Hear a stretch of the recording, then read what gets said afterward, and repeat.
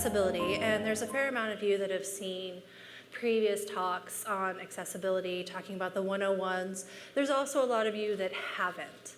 So I'm kind of going to be doing a little bit of a quick intro with a little bit of the extras to hopefully cover more of you than just a Beyond the Basics otherwise would have. If you're interested, you're having issues seeing my slides on any one of the other monitors, I do have them live already. You can go ahead and check them out there.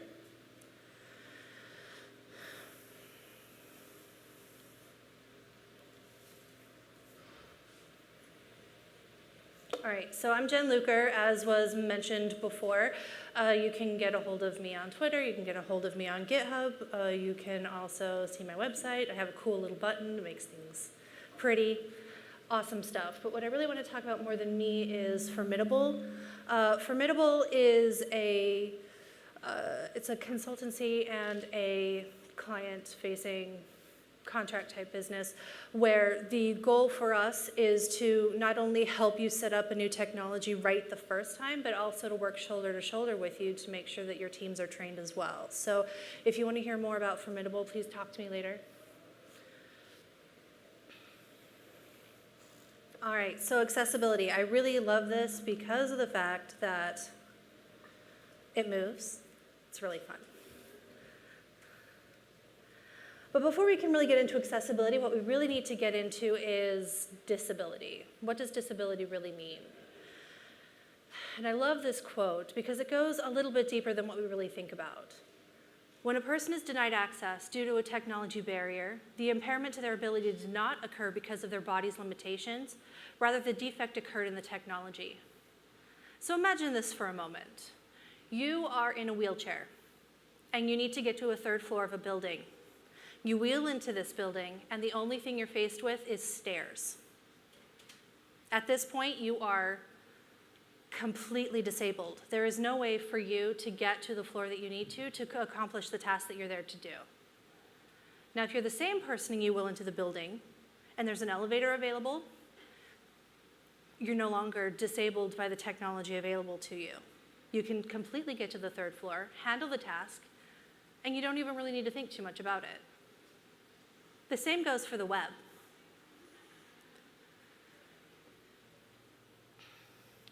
What you're often going to see when you think about disabilities, especially with the web format, is these three items: permanent disability, temporary impairments, and situational limitations. Permanent disabilities like color blindness or being visually impaired in some way, being deaf or hard of hearing, missing a limb. Those are the types of things we think of. But there's also temporary impairments that are caused by an injury, for instance. You broke your arm, or you just had your eyes dilated. There's also situational limitations, such as that baby is asleep in your arms, and there's not a flying chance you're going to move. But the baby's also in your mouse hand. Or you're in a really loud bar, and you want to show someone a video. Without subtitles, it's really useless. What people don't often talk about, though, are these three items, four items, actually. We have age-related impairments. People aren't necessarily born disabled. As we age, our vision gets worse, our hearing gets worse, even our cognitive abilities start to reduce. So just because you could use it before doesn't mean you can now. There's also multiple disabilities. And though we mention people like Helen Keller, who was both deaf and blind, we don't often take that into account when we're building websites. There's also health conditions, which I feel often covers most of the permanent, temporary, and situational. It's just because someone's not permanently disabled doesn't mean that they don't suffer from some health condition. And sometimes those health conditions are, in fact, permanent limitations. Then there's changing abilities, which I touched on a little bit with the age-related impairments, but there's also progressive health conditions that start out with diagnosis, and as you progress through a disease, your abilities decrease as well. So again, just because you could use it yesterday doesn't mean you can use it today. And the hidden truth behind invisible disabilities is sometimes you have a good day, sometimes you have bad days. So you can be perfectly fine to do it today, can't even get out of bed tomorrow, and the day after that be all right again. So none of these things technically are temporary or permanent, they are just changing. So trying to take these into account when we're talking about the diversity of abilities and disabilities is really beyond the basics, but also very important. The next step I want to talk about is, in fact, impairment. We often cover visual, auditory, and physical disabilities. As I mentioned before, a missing limb, color blindness, hard of hearing. These things we hear a lot about. What we don't hear a lot about are these: speech, cognitive, and neurological. Speech, not everyone is clear. Some people speak with an accent. English may not be their first language. Sometimes there's just a speech impairment. When it comes to recognizing, vocal recognition, this plays a really heavy card to someone who has a speech impairment. There's also cognitive abilities. Not everyone is a college-educated professor or a genius, essentially, which means the things that you're writing on your website need to be able to speak to a broader audience. One of the recommendations is between a 3rd grade and a 6th grade level, because that not only covers the people that did not go to college, but that also covers the people where English is a second language. Neurological disorders aren't necessarily cognitively based. Those can be things like Parkinson's, where you have a neurological impairment that prevents your body from functioning the way that it should, or even cognitively the way that it should, if we're going back to multiple disabilities. So recognizing that these are not edge cases, these are stress cases, is important.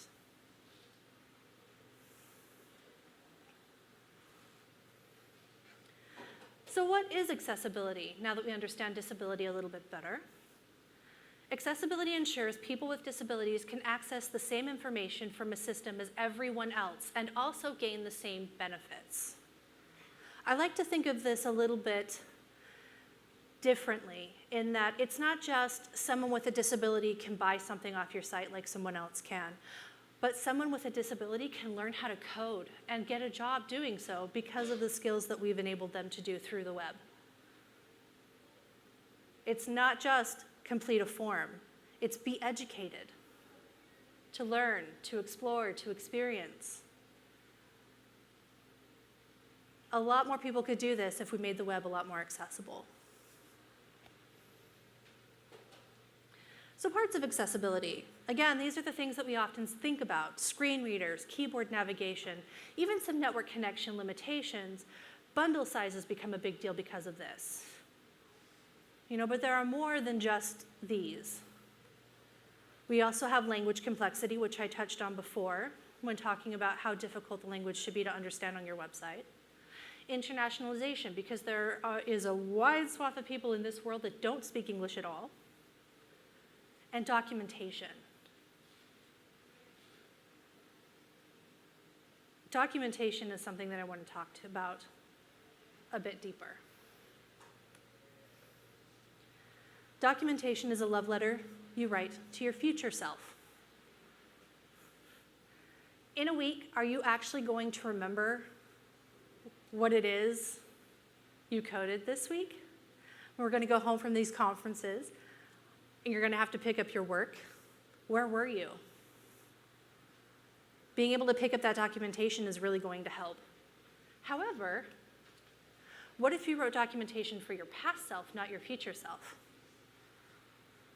What if you wrote documentation for when you were learning this library? What if you wrote documentation for someone who's learning to code? What would you include in that documentation for yourself when you were learning to code? Things that you didn't understand. What would you write in your documentation for someone who has neurological issues or cognitive disabilities? What would you write in your documentation for someone who does not use English as their primary language?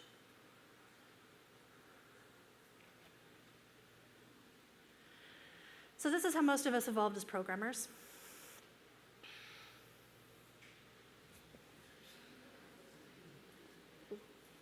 I don't know about you, but I am not a degreed individual. I learned everything I know from books and the internet, and coworkers, and conferences, and lots of Googling. A lot of my work started out with copying and pasting and modifying to fit what I needed. To this day, how many of you have actually copied and pasted in the last week to modify something?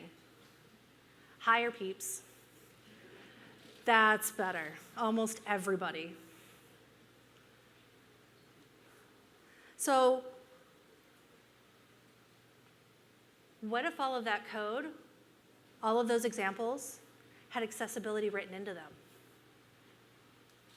What if they had best practices written into them? As you learn to code, an alt tag is just how it's done. A button is just how it's done. Being able to start with a system that already includes best practices and already is accessible means it's just how it's done. And every time you write that code in the future, every time someone else copies and pastes that code, it's accessible. It has best practices. That's just how it's done. So let's look at that quote again. Documentation is a love letter you write to your future self. See that you wrote documentation so that you understood what was happening when you looked at it. But you're just learning the library.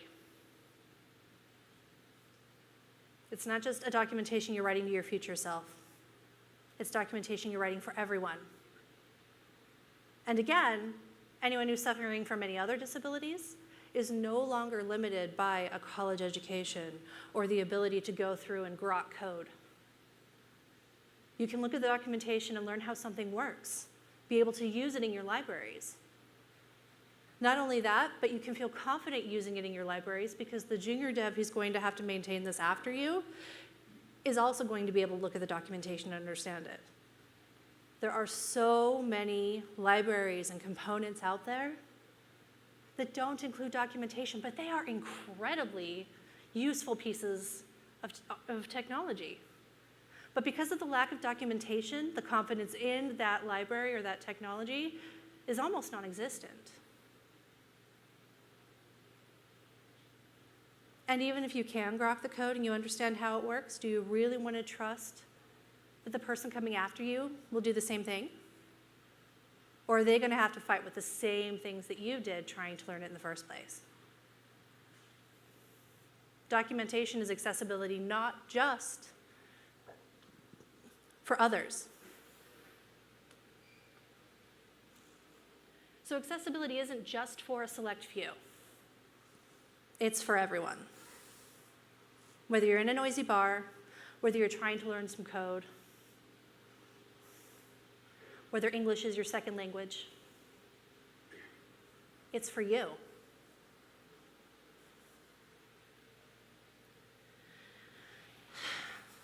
But why should the business care?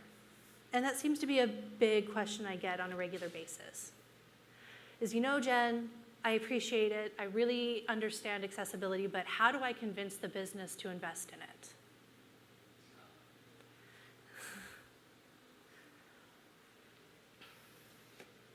Let's start with numbers. So according to the World Health Organization, about 15% of the world's population lives with some form of disability. And in the United States, nearly 1 in 5 people have a disability in the US, about 19%. I was talking to a friend who said, if you asked my 98-year-old grandmother, who is deaf, blind, and can't walk on her own anymore, if she's disabled, she will tell you no. There's a lot of people that though they suffer from some sort of disability, they will say no. afraid of discrimination, or just they don't believe that they are. Though things like subtitles are used by people that are not deaf.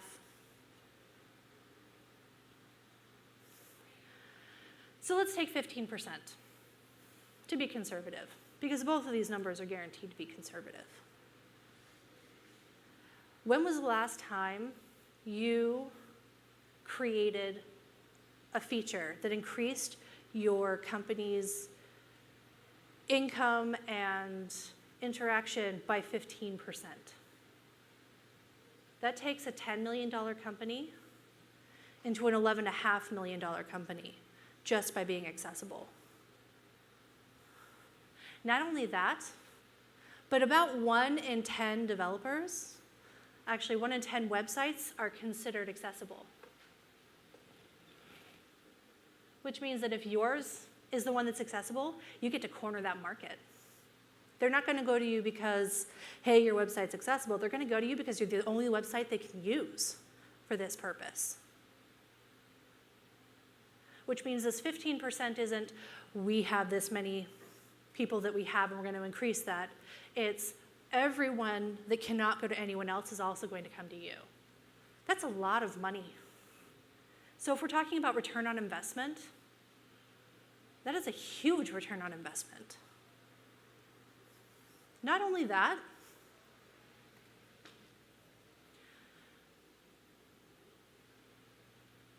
but again, accessibility is not just for those with disabilities. It's for everyone. It's for you. The ramp outside of our local public library makes the building more easily accessible to those using wheelchairs, but also to the parent with a sleeping baby, the cyclist, or the delivery driver with a dolly full of packages. When they included ramps, they were actually surprised by how many other people use those ramps. The same goes for your features on the website, like subtitles, like transcripts. How many people will read a transcript because they don't have time to watch a video? Okay, those aren't meant for you, sorry.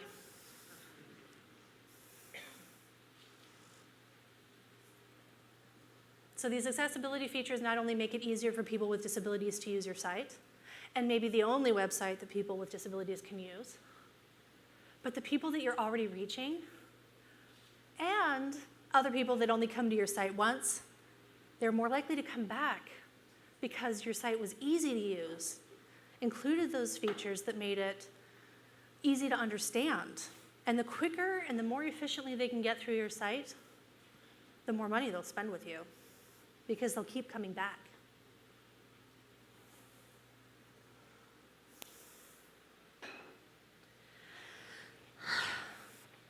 So now that we understand accessibility and we understand how we could tug at some of the financial heartstrings of the business, let's talk about how to get this done. So there's some really cool manual testing tools that are available to you. One of them is the Axe Chrome extension and the Axe Firefox extension. These, again, are add-ons, but the benefit of Axe is that it actually teaches you more about why you need to utilize this feature. How does this help? And what are the different ways that you can solve it?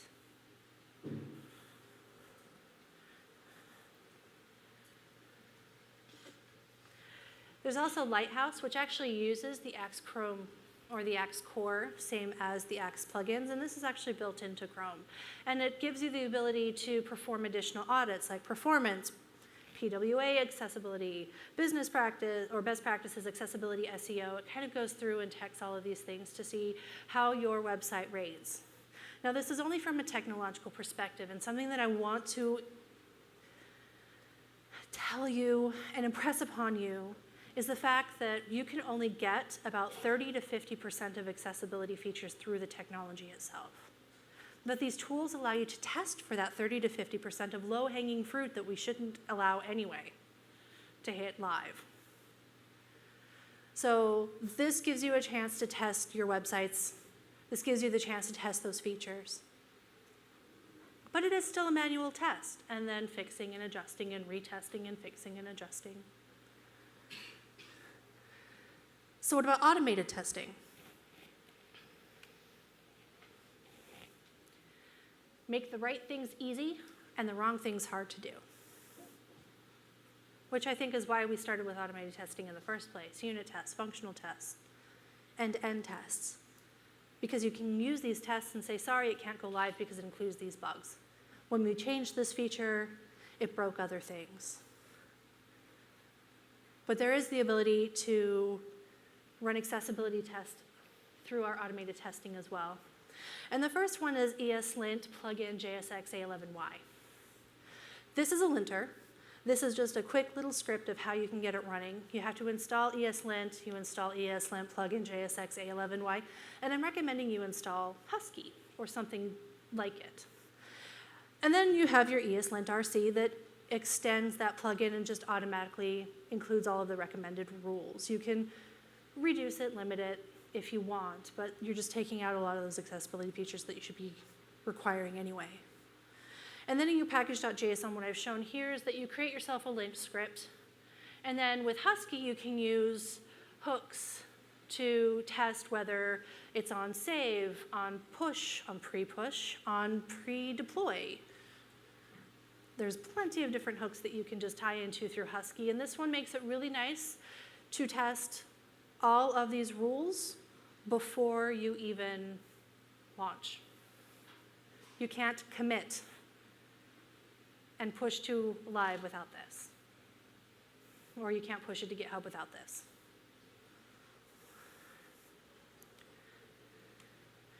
The other thing is the Axe core through DQ.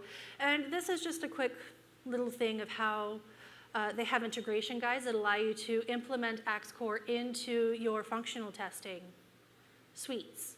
So you can take the testing suites that you already have and just add the accessibility testing on top of it, and it'll error out when you have those failures. So this actually goes into a lot more than just these 6.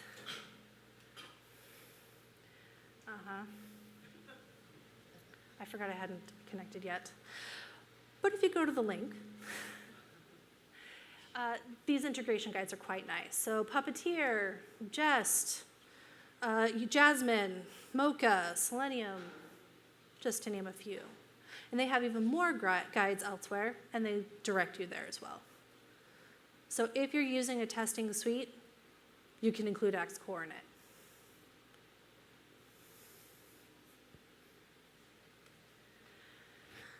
So when do you add accessibility?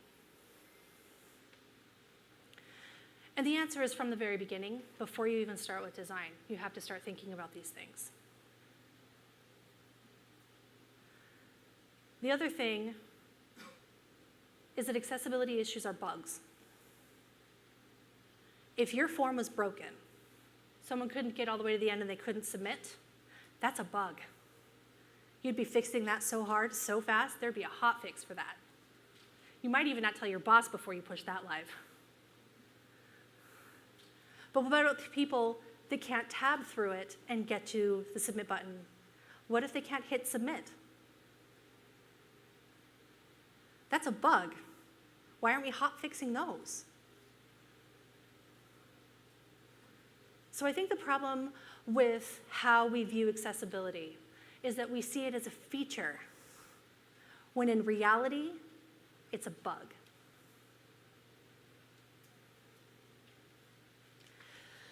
So this is all well and good for a Greenfield app. How many of you are actually working on or prepping Greenfield apps right now?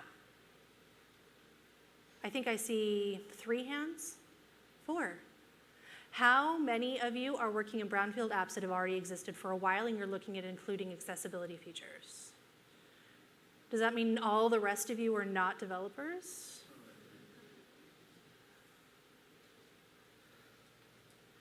How do you approach an existing app? Start with your definition of done.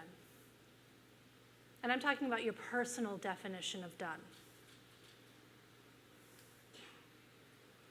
Before you let code leave your hands, Have you tested it? Have you tabbed through it? Have you run one of the automated tests? Have you run one of the manual tests? If you walk through it and you know it works and you push the button and it goes through, yay. But if there's still an accessibility problem, you're not done. So let's start with your personal definition of done, and that could be as simple as including the linter, adding Xcore to your tests. And then after that, we can move on to our teams and say, look, I've been implementing this. This has been really cool. These are the features that I've been able to add and enhance. These are problems that I was able to fix and circumvent. We should do this. This is cool. Oh, and by the way, since I did it on my own first, I already know how to set it all up. Then you can talk to QA and say, here's some tools that you can use. You can talk to design and push back on design and say, these colors are not accessible. There's not enough contrast. Or the button that you're implementing here is not actually a button. It requires a whole lot of modification, and you're making it a link, and that's not really what that does. Can we make it a button instead? After you've defined your definition of done to include these accessibility features, it means that from now on, code is going to be accessible. Anytime you touch something, you'll just run it, fix it, update it. That leaves a whole lot of code that's already in existence that isn't accessible. So let's start with our reusable components, the things that are copied and pasted and put everywhere. You fix it once, as the song so says, and it works everywhere. So fix it once and fix it in all the places in which it's utilized. After that, you're going to have to go to individual pages and start running those audits one by one. Now, again, you can use automated testing to bring those forward. But at that point, you're talking about the things that are one-offs or the things that are specialized. So go ahead and fix those as you go through. And now that we've fixed the technological reasons for inaccessibility, now we can start talking about the content. At this point, we're going to start letting beyond the team know, not just design, not just dev, not just product owners, but really talk to the content teams as well and say, okay, this is a really difficult word to understand, or this is phrasing that's awkward. This makes it hard to get through this form. This makes it hard to understand what's happening on this site. Or it might be as simple as saying, hey, it'd be really cool if the content team got some accessibility training. But being that advocate in your companies and in your departments is a start.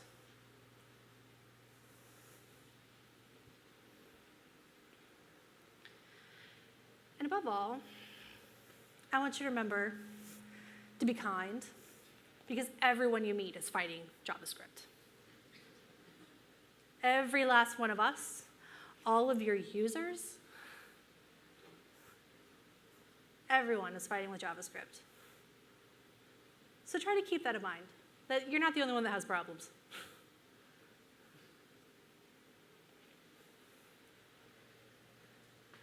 So here's some more resources and influences that I really appreciated. If you're looking more for reasons why you can convince your company to invest in accessibility, definitely watch Liz Serta's talk. Graham Fulton has a couple of really great links on accessibility. I've also tweeted them recently.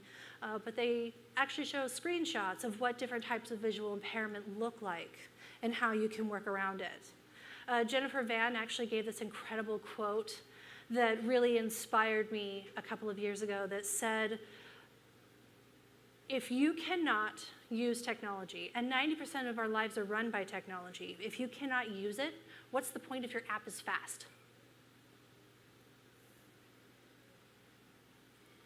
And then Aaron gave a fantastic workshop yesterday.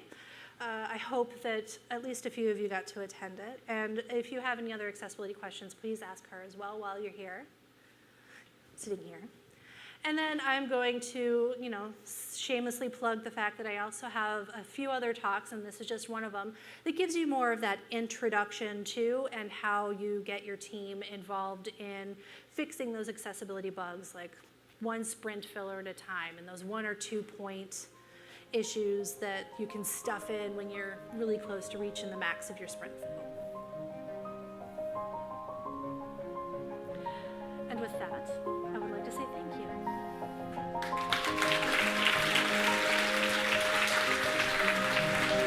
Thank you, Jen.